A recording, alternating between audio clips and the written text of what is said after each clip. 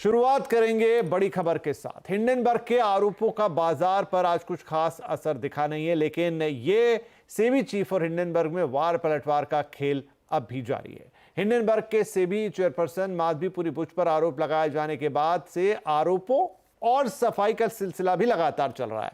Hindenburg के आरोपों का माधवीपुरी बुच ने विस्तार से जवाब दिया है, जिसके जवाब में हिंडनबर्ग ने नए सिरे से आरोप लगाए हैं और कुछ सवाल पूछ डाले हैं। पूरे मामले पर सेबी का बयान भी आ चुका है और सेबी ने अपनी चेयरपर्सन का बचाव किया है। चलिए पूरे मामले को विस्तार के साथ बिंदु दर बिंदु समझते हैं।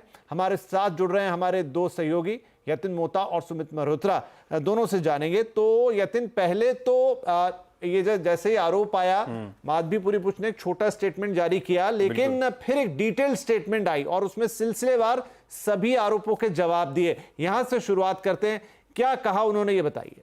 देखिए, जो हिंडनबर्ग की रिपोर्ट है और उनके जो एलिगेशंस हैं उसके ऊपर बहुत बड़ी सफाई सेबी चेयरपर्सन माधवीपुरी बुच ने पर्सनल लेवल पे दी और उनके पति के साथ एक जॉइंट स्टेटमेंट इशू किया। सबसे पहले रिपोर्ट में ये बताया गया था कि 2015 में जो है निवेश किया गया था। माधवीपुरी बुच ने सेबी ज्वाइन करने से 2 साल पहले ये पर्टिकुलर इन्वेस्टमेंट हुआ था और ये इन्वेस्टमेंट की जो फर्म थी, वहाँ के जो फंड मैनेजर थे वो धवल बुच के करीबी थे, उनके दोस्त थे, जिसके कारण ये पर्टिकुलर इन्वेस्टमेंट किया गया। 2018 में अनिल आहूजा ने फंड के सीईओ से हट गए और तभी अपना इन्वेस्टमेंट्स बुच दंपतियों ने भी हटा लिया। तो ये सेबी चेयरपर्सन बनने के पहले की ये पूरी जो कहानी है, उसके लिए रिबटल आपको सेबी की चेयरमैन की तरफ से आता हुआ नजर पड़ रहा है। 2019 में योग्यता के हिसाब से ब्लैकस्टोन ने धवल बुच को हायर किया था और किसी भी प्रकार का कॉन्फ्लिक्ट ऑफ इंटरेस्ट रीट के रूल्स बनाने के लिए सेबी ने नहीं लिए। इनफैक्ट माधवीपुरी बुच का ये कहना है कि जो रीट यानी रियल एस्टेट इन्वेस्टमेंट ट्रस्ट के जो रूल्स हैं वो सेबी का बोर्ड तय करती है और एक जॉइंट डिसीजन लिया जाता है ईज ऑफ डूइंग बिजनेस के लिए, और उसी के तहत ये पर्टिकुलर चेंजेस किए गए थे। इसके अलावा अगर हम बात करें, सिंगापुर रहने के दौरान 2 कंपनियां माधवीपुरी बुच ने बनाई थी और वो डॉर्मेंट कंपनीज हो चुकी थी और जो भी शेयर होल्डिंग पैटर्न में चेंजेस या जो भी चीज़ें करनी थी वो ऑलरेडी इन्होंने कर दी थी। तो किसी भी प्रकार का कॉन्फ्लिक्ट ऑफ इंटरेस्ट या कोई भी टाइप का कंसल्टिंग फीस जो कॉर्पोरेट से आता है, उसी प्रकार का कोई भी टाइप का आपको निवेश वहां नहीं दिखेगा। इनफैक्ट जो फंड्स हैं और जो निवेश है कंसल्टिंग का, उसका अदानी ग्रुप से भी कोई लेना देना नहीं है, ऐसा जो है सेबी चेयरपर्सन माधवी बुच का कहना है। जी, तो ये डिटेल में विस्तार के साथ उनका जवाब आया, लेकिन ठीक इसके बाद हिंडनबर्ग ने नए सिरे से आरोपों को लगा दिया और कुछ सवाल भी दाग दिए। हम सुमित के पास चलेंगे। सुमित, फिर दोबारा अपने आरोपों में हिंडनबर्ग ने क्या कहा है? देखिए, उन्होंने पहले तो क्लाइंट की लिस्ट भी मांगी है बुच दंपतियों से कि जो उनके हस्बैंड जिन जिन कंपनियों में इन्वेस्ट कर रहे हैं उनका अगर उनकी क्लाइंट्स की लिस्ट मिल पाए। हालांकि जो भी यतिन कह रहे थे, बहुत हद तक उस चीज़ों पर सफाई आ भी गई। उन्होंने बात मेंशन भी की कि जो 2 होल्डिंग्स उन्होंने बनाई थी, चाहे इंडिया नाम हो या फिर ओवरसीज़ आर्म हो, उसकी होल्डिंग्स को पहले ही ट्रांसफ़र कर चुकी थी और बहुत हद तक जो एग्जिस्टिंग होल्डिंग भी है उसका भी कोई लेना देना नहीं है। उन्होंने एक मित्र की कंपनी के अंदर निवेश किया है और बाद में वो अदानी समूह से कुछ हद तक एसोसिएटेड रहे, लेकिन उसको उन्होंने इररिलेवेंट बनाया कि ये पहले ही वो अपने कार्यकाल से पहले सारी होल्डिंग को ट्रांसफ़र कर भी चुकी थी और बहुत फीस उनको आई भी नहीं है। तो इसलिए ये जो नए आरोप प्रत्यारोप चल रहे हैं, इसको उन्होंने भी बेबुनियाद की तरफ से आता हुआ दिखाई पड़ रहा है। तो यतिन, इस पूरे मामले में सेबी एज ए इंस्टीट्यूशन उसकी भी सफाई आई है, क्या कहा गया है उसमें? तो सेबी का कहना ये है कि सभी प्रकार के डिस्क्लोजर जो है सेबी चेयरपर्सन से लिए गए थे और इनके जो इंटरनल कंट्रोल्स हैं, जो इनकी डिस्क्लोजर रिक्वायरमेंट्स है, सभी पैमानों पे सेबी चेयरपर्सन ने सारे के सारे डिस्क्लोजर्स ड्यूली दिए हैं। इनफैक्ट हिंडनबर्ग का ये भी कहना है कि अदानी मामले में सेबी चेयरपर्सन ने और सेबी ने जांच में ढिलाई बरती है। सेबी का कहना ये है कि कोई भी प्रकार की जांच में ढिलाई बरती नहीं गई। इनफैक्ट 22 मामलों पे इन्वेस्टिगेशन पूरी हो गई है और बाकी की इन्वेस्टिगेशन जो पेंडिंग है वो भी बहुत जल्द पूरी होने की उम्मीद है और जैसे ही वो पूरी हो जाएगी सेबी ऑब्वियसली उसका कम्युनिकेशन पब्लिक डोमेन में करेगी। मार्च 2024 में और एक मामले पे जांच पूरी होने वाली है और नियमों के तहत जो हिंडनबर्ग को कारण बताओ नोटिस दिया गया था, उसमें सेबी चेयरपर्सन ने यह भी कहा था कि कैरेक्टर असैसिनेशन की साजिश है। कहीं ना कहीं पूरे के पूरे मामले को जो हिंडनबर्ग दबाना चाहता है, उसी वजह से ये सारा कुछ इन्होंने पब्लिक डोमेन में डाला है। और रीट्स का जहाँ तक कि सवाल है, सेबी का बोर्ड इस पर विचार करता है और जॉइंटली डिसीजन होता है। तो सभी तरीके से सेबी को लगता है कि उनकी जो भूमिका है अदानी ग्रुप के जो इन्वेस्टिगेशन और शॉर्ट सेलर हिंडनबर्ग के जो शो कॉज नोटिस का मामला है, ये क्लियरली पब्लिक डोमेन में है और बहुत सारी जांच पूरी हो चुकी है। ठीक है, तो देखिए अलग अलग इसमें सफाइयां आ रही हैं, बयान आ रहे हैं, लगातार अपडेट हो रहे हैं, लेकिन फिलहाल की मोटी कहानी यही थी जहां पर आखिर में जो सेबी एज एन इंस्टीट्यूशन है उसने भी इस पूरे मामले पर कहा है कि वक्त पर डिस्क्लोजर आए माधवीपुरी बुच की तरफ से, और ये सारे जो तमाम आरोप है हिंडनबर्ग की तरफ से वो आधारहीन लग रहे हैं। बहरहाल इस पर लगातार डेवलपमेंट हो रहे हैं, इसका एक पॉलिटिकल फॉल आउट भी है, वो सारी खबरें भी आपको बताएंगे। फिलहाल के लिए यतिन और सुमित, आप दोनों का बहुत शुक्रिया। लेकिन मार्केट्स के कई दिग्गज इस पर अपनी टिप्पणी दे रहे हैं। यहाँ पर मधु केला साहब ने कहा है कि हिंडनबर्ग रिपोर्ट साजिश का हिस्सा है और देश को अब ऐसी ताकतों के खिलाफ एक होना पड़ेगा।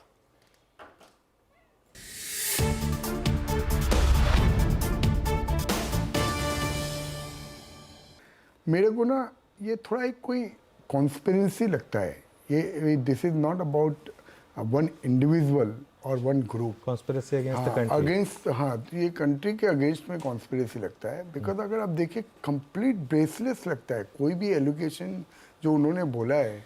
अगर कोई इंडिविजुअल जो एक प्राइवेट सिटीजन है, अगर उसने कोई फंड में पैसा डाल दिया और इंसिडेंटली अगर वही फंड में कोई कॉर्पोरेट ग्रुप के कोई रिलेटिव ने पैसा डाला तो उसमें खराबी क्या है, राइट? और उन्होंने बोला क्लियरली कि भाई उन्होंने अनिल आहूजा के बोलने से पैसा डाला था और जब अनिल आहूजा निकल गए उस दिन रिडम्पशन भी कर लिया। तो I can understand what is the allegation about.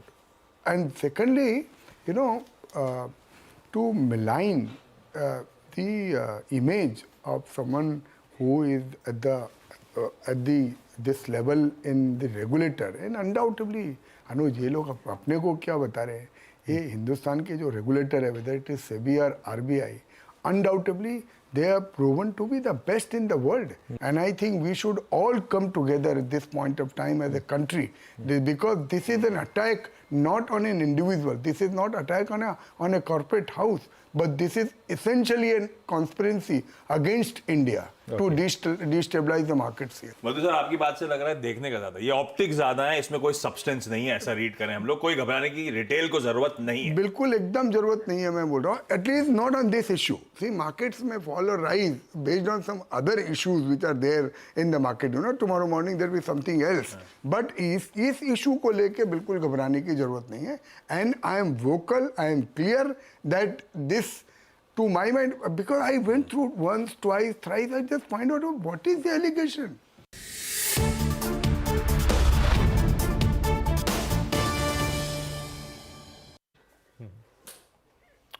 लेकिन जो सबसे ज्यादा जिस बात पर इस पूरे मामले पर नजर थी सबकी कि भाई इस हिंडनबर्ग के पूरे आरोप और ये जो पूरी सफाई और इस सबका सिलसिला, आखिरकार इसका मार्केट पर क्या असर होगा। तो हम आपको बता सकते हैं कि हिंडनबर्ग रिपोर्ट का मार्केट पर कुछ खास असर नहीं दिखा। आज की बात करें, शुरुआती झटके के बाद बाजार ने एक शानदार रिकवरी दिखा दी। सेंसेक्स और निफ्टी की फ्लैट क्लोजिंग देखने को मिली। मिड और स्मॉल कैप जरूर इंडेक्स ये जो है ये बढ़त पर बंद हुए हैं। डिटेल्स और लेते हैं, समझते हैं आज के बाजार को। हमारे साथ है सुमित। तो सुमित, बहुत कुछ हुआ यहाँ पर, आरोप प्रत्यारोप और सब कुछ। एक डर था कि कहीं मार्केट का इस पर एक नेगेटिव इंपैक्ट ना आए, क्या आपको लगता है कि ऐसा कुछ हुआ? और उसी लिहाज से अगर मैं आपसे पूछूं कि सेक्टर्स और शेयर्स, तमाम शेयर्स किस तरह से कारोबार करते हुए नजर आया? देखिए, शुरुआती कारोबार ने बाजार में थोड़ी बहुत एक रिएक्शन ज़रूर दिया, लेकिन बाद में एक बढ़िया रिकवरी आई, कमबैक आया मार्केट में। और हैवी वेट्स की तरफ से अच्छा पार्टिसिपेशन था। Private banks, oil and gas या हैवी वेट्स, इन सब ने मिलकर मार्केट को सपोर्ट दिया। In fact mid cap, small cap तो हरे निशान में रहे और बहुत अच्छी तेज़ी वहाँ बनते हुए भी दिखाई पड़ी। अगर आप स्टॉक स्पेसिफिक बात की जाए तो निफ्टी के लूजर्स में अदानी पोर्ट के, अदानी समूह के थोड़े बहुत बिकवाली थी। 2% नीचे अदानी पोर्ट, एनटीपीसी 2.5% नीचे और डॉक्टर रेड्डी 2% नीचे। ब्रिटानिया 1.5% के आसपास की बिकवाली दिखा रहा था। गेनर साइड पे HDFC बैंक, हीरो मोटोकॉर्प जैसे नाम थे जो कि सपोर्ट कर रहे थे कुछ हद तक। ONGC अच्छी तेज़ी ऑल टाइम हाई पे, हीरो मोटोकॉर्प नंबर से पहले चला। एक्सिस बैंक और JSW स्टील 1.5% की खरीदारी यहाँ देखने को मिली। मिड कैप में बढ़िया तेज़ी थी आज RVNL में और वोल्टास में, ज़बरदस्त उछाल था दोनों में। 11% ऊपर RVNL और वोल्टास 11% ऊपर। जुबिलेंट फूड 9% ऊपर। सुजलॉन करीब 5% की तेज़ी में रहा। मिड कैप गिरने वाले शेयरों में सन टीवी 11% नीचे नंबर्स के बाद बालकृष्ण 7% नीचे, भारत डायनेमिक्स और एस्ट्रल यहाँ पर बिकवाली देखने को मिली। F&O में Jubilant foods, Voltas, granules, NMDC कुछ हद तक खरीदारी में कामकाज करते हुए दिखाई पड़े। गिरने वाले शेयरों में एस्ट्रल नंबर्स का इम्पैक्ट रहा, ABB प्रॉफिट टेकिंग कह लीजिए, बालकृष्ण नंबर का इम्पैक्ट और सन टीवी 11% के आसपास बिकवाली यहाँ देखने को मिली। तो स्टॉक स्पेसिफिक स्टोरी ज़्यादा चल रही थी, लेकिन बहुत ज़्यादा कोई स्टीप रिएक्शन मार्केट में आते हुए नहीं दिखाई पड़े। जी सुमित, बहुत शुक्रिया इस मार्केट अपडेट के लिए। हिंडनबर्ग के सेबी चीफ पर आरोपों को लेकर इधर सियासी घमासान भी छिड़ गया है। कांग्रेस और दूसरे विपक्षी दल हिंडनबर्ग की रिपोर्ट को लेकर सेबी चेयरपर्सन माधवीपुरी बुच और सरकार पर सवाल उठा रहे हैं। विपक्ष इस मामले में जीपीसी जांच की मांग कर रहा है। विपक्ष के आरोपों का बीजेपी ने भी जवाब दिया है। हिंडनबर्ग में किसका इन्वेस्टमेंट है आपको मालूम है? जॉर्ज सोरोस का। यह महाशय कौन है जो भारत के खिलाफ नियमित प्रोपेगेंडा चलाते हैं? इंडिया डेमोक्रेसी नहीं है, इंडिया सेफ नहीं है, वगैरह वगैरह। और इस हद तक है कि मोदी के पूरे सत्ता को बदलना चाहिए, आह्वान किया था जनता से। ये वहां मेन इन्वेस्टर है। लेकिन सवाल पूछना है कांग्रेस पार्टी से, क्या चाहते हैं आप? चाहते क्या है आप? भाजपा का आरोप है कांग्रेस पार्टी हिंदुस्तान को आर्थिक रूप से कमजोर करने के षड्यंत्र में शामिल है। Retail investors, honest investors, pensioners have three questions. The first, why has Chairperson Madhavi Buch not resigned? Second, God forbid something were to go wrong and investors were to lose their money. Who is responsible? Is the Prime Minister of India responsible? Is Madhavi Buch responsible? Or is Mr. Adani responsible?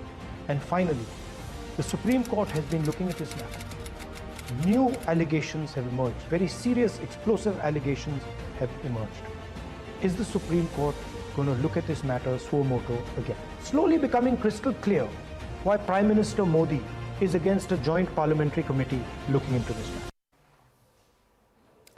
Hindenburg की ताज़ा report के ऊपर क्यों अब सियासी जंग छिड़ रही है, तो आज का आवाज़ अड्डा भी हम इसी पे करने जा रहे हैं, जहां शाम 7:57 पर करेंगे विस्तार से बातचीत हिंडनबर्ग का हिडन एजेंडा। आज का आवाज़ अड्डा।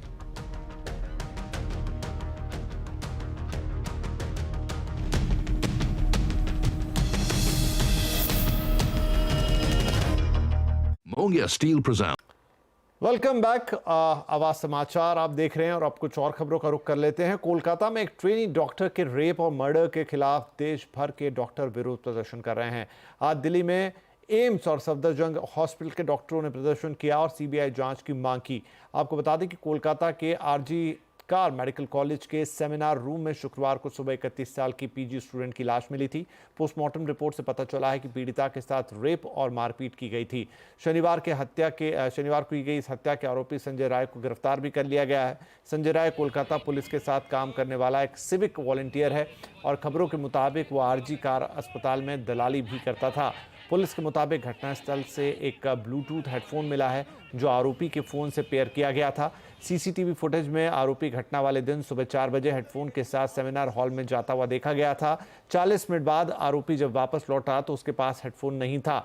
घटना पर मेडिकल छात्रों और डॉक्टर्स के गुस्से को देखते हुए मेडिकल कॉलेज के प्रिंसिपल ने भी इस्तीफा दे दिया है, लेकिन देश भर के डॉक्टर अभी भी धरने प्रदर्शन पर बैठे हैं। वहीं बीजेपी ने ममता सरकार पर लीपापोती करने का आरोप लगाया है।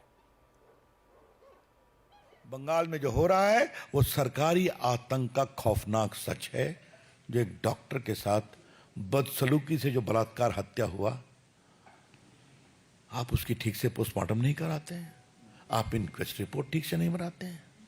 डॉक्टर अजीब प्रकार की बातें कर रहे हैं, कुछ लोग सुसाइड की बात कर रहे हैं। क्या मतलब है इसका? कम से कम मरे हुए को भी न्याय नहीं देने की कोशिश करोगे? वहीं पश्चिम बंगाल की मुख्यमंत्री ममता बनर्जी ने घटना वाले दिन ही कहा था कि रविवार तक अगर आरोपी नहीं पकड़े गए तो मामला सीबीआई को भेजने के लिए तैयार हैं। ममता ने एक बार फिर से दोहराया कि वो सीबीआई जांच के लिए तैयार है। ममता ने प्रदर्शन कर रहे डॉक्टर्स की मांग के साथ सहमति जताई। साथ ही ममता ने कहा है कि इस केस में सबसे काबिल ऑफिसर लगाए जाएंगे, फास्ट ट्रायल करवाई जाएगी और उनकी सरकार आरोपी को फांसी देने की मांग करेगी। ममता ने जूनियर डॉक्टर्स से काम पर लौटने की गुजारिश की है। क्या डिजिटल क्रिएटर्स को भी न्यूज चैनल या अखबार की तरह नियम कायदे मानने होंगे? सरकार डिजिटल कंटेंट पर क्या कानून बनाने जा रही है, जानने के लिए आज का कंज्यूमर अड्डा बड़ा इंपॉर्टेंट होगा। आवाज आज कंज्यूमर अड्डा में 5:57 पर जरूर देखिए हमारे साथ। डिजिटल कंटेंट कितना कंट्रोल? आईआईटी मद्रास एक बार फिर से देश का टॉप संस्थान बन गया है। शिक्षा मंत्रालय के national institutional ranking framework NRIF के 2024 के लिए रैंकिंग से आ गए हैं।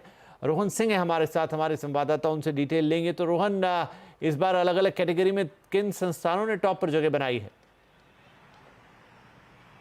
जी, लगातार ये छठा साल है जब आईआईटी मद्रास ओवरऑल जो अगर सभी कैटेगरीज मिला दे तो नंबर 1 पे रहा है। सेकंड नंबर पे हम कहें तो IISc बैंगलोर है, IIT बॉम्बे थर्ड नंबर पे है।